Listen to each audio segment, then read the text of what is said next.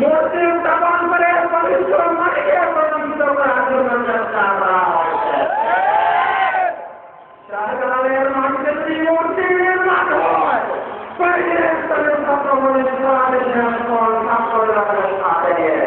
শহীদার মানে প্রথম রক্তকে তা প্রতিরোধ করা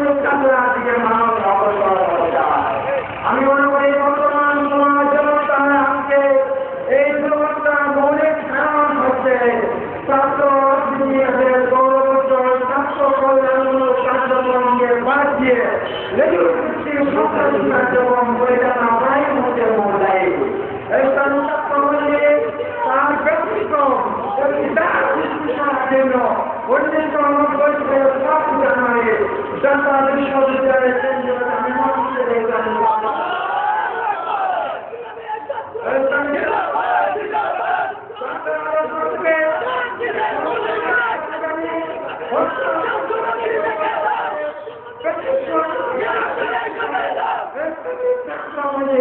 সারা দেশের বর্তমানে ইতিমধ্যে ইসলামী ছাত্র শিক্ষা প্রতিষ্ঠানে শিক্ষা সন্ত্রাস একসাথে চলতে পারে না। গণতন্ত্র করতে পারে না।